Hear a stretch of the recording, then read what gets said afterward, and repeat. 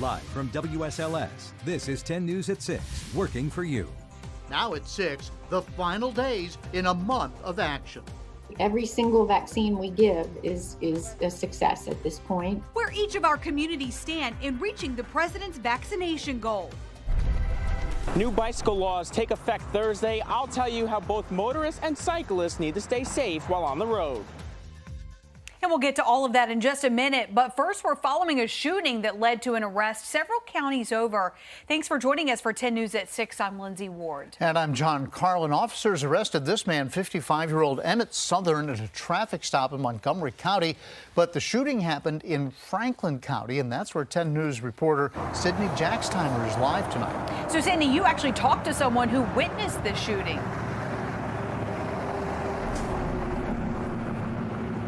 Yes, I did. A Canada's employee was at work during the shooting. He didn't realize what was happening when he heard the loud noise, thinking it was just a normal day at work with the store being along Route 220. He didn't think of it being a shooting until someone ran into the store screaming, "Call 911. Now, deputies say the shooting happened this morning when suspect Emmett Southern shot a man and fled the scene. They say both Southern and the victim knew each other. And the employee, Kimo Anderson, says he and others jumped into action to help the victim. One person even got towels out of their car and applied pressure to the man's gunshot wound. We had a lady who came up. She literally just pulled in the parking lot and said, hey, she either said that she still worked as a nurse or she is a nurse or something like that. But she's like, yo, what do you need done? So, like, there was a bunch of people that came by and they're like, what do you need? Had a guy go get some ice. Had a guy holding his shirt, like, or jacket over top to kind of shade him because it was super hot. We were all sweating, but like, he helped us. Everybody who came by helped us out. At this point in time, investigators are not releasing the victim's name. He was taken to a local hospital, but we are unsure of his condition at this time, as the Franklin County Sheriff's Office has not released any updates. Stay with WSLS on air and online as we continue to follow this developing story. Reporting in Boonsville, Sydney Jackstimer, 10 News, working for you. A man has pleaded guilty to inciting the Lynchburg riot last May. Police say Edwin Demerly threw an explosive under a car. As we've reported, authorities say there were peaceful protests for several hours near the 5th and Federal, but it turned violent after protesters heard a loud bang from that explosive. Demerly is expected back in court September the 1st. And we're just days away from the president's July 4th goal of getting 70% of adults vaccinated. And while Virginia, as a state, reached that, our local communities are not. Let's take a look at a map showing the vaccination rates. The darker the blue, the more people vaccinated. So, for instance, this would be Roanoke County and Roanoke City and Salem, and Nelson County is also showing up in nice and dark blue right there. But they're still only about 0.5% away. The lowest vaccination rates are down at the North Carolina border. They would include Patrick and Carroll counties in the light gray, with just under 41%. In the New River Valley, only 46% of adults are partially vaccinated. And 10 News reporter Alexis Davila is working for you to learn how health leaders hope to change that. It doesn't mean that we're going to stop after July 4th because we didn't make any specific target. Dr. Noel Bissell says the problem is people under the age of 30 are lagging on getting their dose. This is key for places like Radford that currently has the least amount of adults partially vaccinated in the New River Valley. But about 52% of their population is under the age of 30 and may be eligible for the vaccine. Though young adults are at less of a risk, Bissell says they are not immune from catching the virus. I mean, we do have young, otherwise healthy people who have gotten sick with COVID and have gotten very sick and have died. Therefore, they continue to host clinics at swimming pools and summer events to make it accessible. Also, Bissell says every year they host an immunization clinic to get international students up to date on their shots. She plans to add the coronavirus vaccine in the fall clinic now that Virginia Tech made the vaccine a requirement. In the New River Valley, Alexis Davila, 10 News, working for you. Coming up tonight on 10 News at 7, we'll tell you the concerns from Dr. Bissell about how the Delta variant could spread in Southwest Virginia. Switching gears now to your weather. It may look nice outside, and we're going to show you Martinsville, but it is certainly air that you wear. That's a gorgeous picture. Whew, but it is hot and humid. It's going to be another hot and humid weather conditions for days to come. Meteorologist Justin McKee is here. So, Justin, no reprieve. Yeah, you know, it kind of is when you walk outside, you almost feel like you jumped in the pool because it's just so sticky outside. We have another view for you in Blacksburg. This is Virginia Tech. Current temperature 84 there, but the dew point elevated to 67, so it likely feels hotter outside. Make sure you're staying cool over the next few days. Luckily, we have seen any showers and storms kind of stay off to the west and north of us. You might remember yesterday in the Roanoke Valley, we got pretty soaked with one of those that came through the area. The temperatures are pretty elevated. In fact, we've actually warmed up in Roanoke in the last hour. 90 in the Star City right now, 91 in the Hill City. Danville also reaching those higher marks. It does look like we're going to be pretty slow to cool down as we go into the evening, probably still in the upper 70s by 10 o'clock. And then by the time you are waking up tomorrow morning, it looks like our lows are going to be in the 60s, maybe close to 70 degrees. Another hot one on the way as we go into your Tuesday. We'll let you know exactly how long this heat wave is going to be sticking around. That's coming up in just a few minutes. Thank you, Justin. Big changes could be coming to a heavily traveled road in Roanoke County, but VDOT wants to hear from you before those plans are finalized. The $17.5 million project would create a diverging diamond interchange at routes 419 and 220. That's similar to what you see at Valley View there on 581. This project will also include a cut-through design at Ogden Road, Elmview Road, and South Peak Boulevard. It fits in certainly with what Roanoke County is trying to do as far as reinventing this whole area along Route 419 and improving the infrastructure, the connectivity, the pedestrian access. Is certainly all a part of their bigger plan. And that public hearing is virtual tomorrow night from 5 to 7, and we've got a closer look at the designs on our website. Just log on to WSLS.com. And the rules of the road are changing in the Commonwealth, whether you're a bicyclist or a motorist. New at 6 tonight, 10 News reporter Tim Harfman shows us how the July 1st law changes will impact you.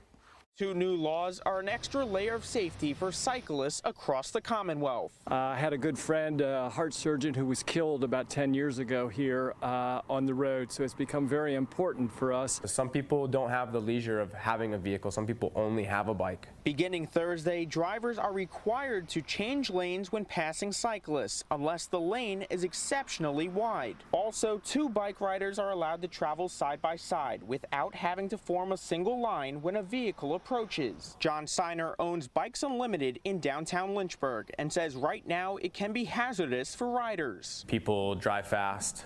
The infrastructure isn't made for cycling around these parts. So it's very dangerous. The Virginia Bicycling Federation says new rules will cut down on crashes and deaths. We want to make sure that we are looking towards life-saving and crash-preventing policies that have worked elsewhere, and look forward to this change taking effect on July 1st. But the law may still be confusing for some, like here on Rivermont Avenue, where there's single-lane traffic going in each direction and a bike lane. So should motorists have to drive around cyclists? They are their own special lane, so the change lanes to pass requirement would not require a driver to do anything different than today. Sharing the road could be the difference between life and death. That 30 seconds or 10 or 15 seconds that it really in general takes to pass a cyclist or a group of cyclists isn't worth somebody's life. In Lynchburg, Tim Harfman, 10 News, working for you.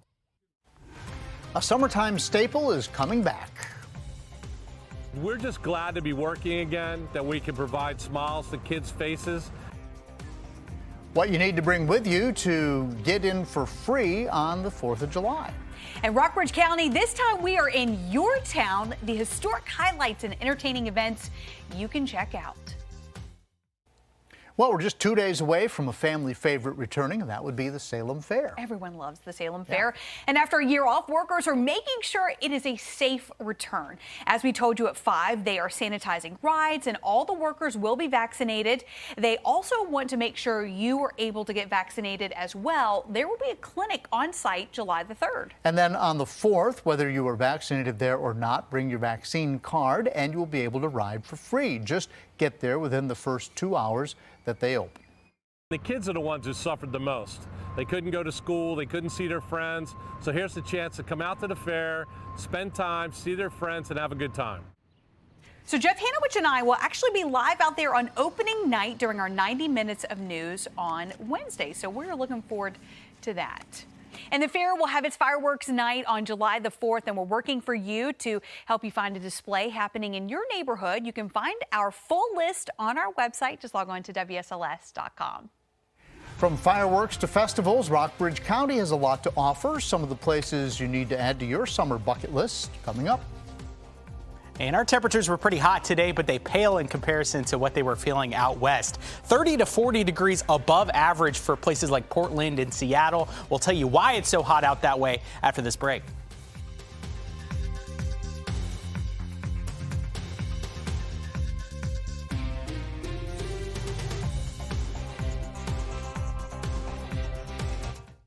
WSLS 10 in your town, sponsored by Bank of Bataton.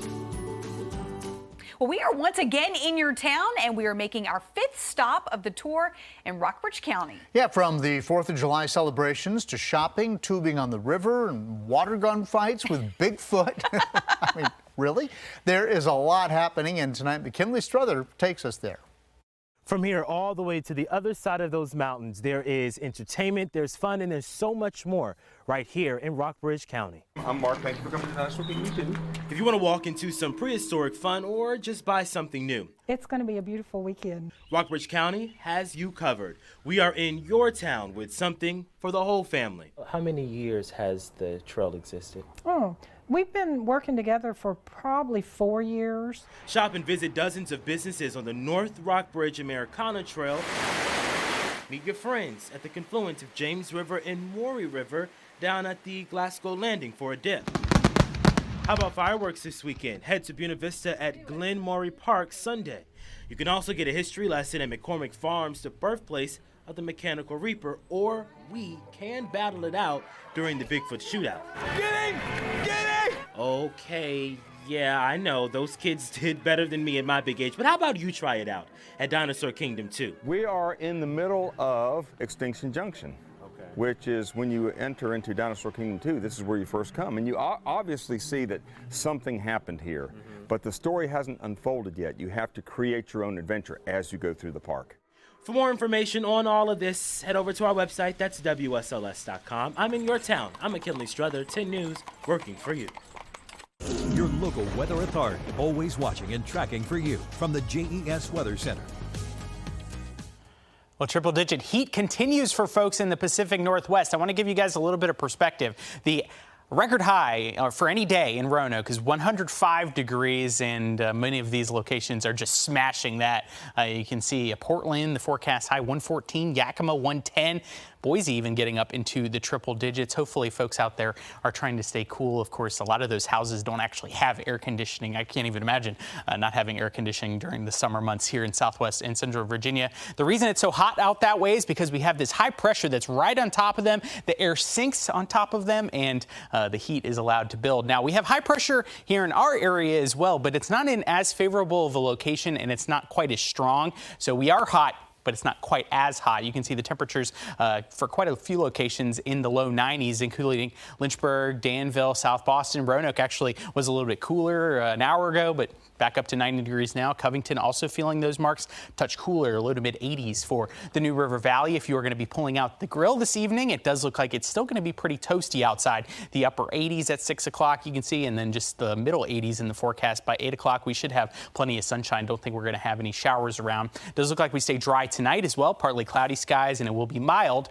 with lows in the 60s to near 70 degrees. And we're going to be dealing with the heat and the humidity again on Tuesday. But again, these numbers kind of paling in comparison to what they're seeing out west. The heat wave continues through Wednesday. A few of you might even hit 90 degrees on Thursday, but eventually we're going to see some showers and storms back in our forecast later on in the week, and some cooler air as we go into the holiday weekend. So we zoom things out and we give you a look at what we're tracking for the week. So you see where that high out west is located. There's a low in between the other high pressure system As that one gets closer to us later on in the week, that means the moisture is going to increase and we could see numerous showers and storms, especially late in the day Thursday and into much of your Friday. You can see the chances for rain really increasing by that time frame, 60% on Thursday, Friday. Wouldn't be surprised if some of those do hang around into Saturday as well. And then we're weighing two different scenarios for the 4th of July. Of course, everybody very excited about the holiday forecast. It's basically going to determine where a front is located. So if the front is further to the west, we're going to have more humidity. We're going to have a better chance for rain and storms, and there could even be some localized flooding. Now, if that front is further to the east, we see some changes. The humidity comes down, the chance for rain not quite as high, and of course, if there's less rain, you're going to have a lower flood threat. So make sure you stick with us, and we'll let you know what exactly is going to be going on by Sunday. Forecast for the next 24 hours, 69 the low overnight tonight. That's pretty mild for this time of year, and then we're hot and humid again as we go into your Tuesday. Looks like most of you stay dry. Just a 20% chance of rain on Wednesday, but that does pump up to about 60% Thursday, Friday. We are going to hope for some drier conditions over the holiday weekend. Again, stay tuned to that forecast. We'll send things back over to Appy. All right, Justin, we'll look back at a special golf win yesterday on the Women's Tour. And did the tide just turn in NASCAR? We'll hear what the winner thinks next in sports.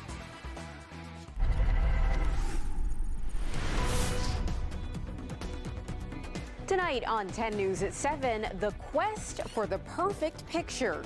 The 3 things you can do to get studio quality photos right on your phone. That and more coming up next at 7. Hawks Trae Young questionable. Stanley Cup Finals Game 1 tonight. Hokies going to play Maryland again. First time since 2014 on the hardwoods. That'll be December 1st. Ooh, tough day for that. I know. All right, Nightly News coming up next. We'll see you at 7.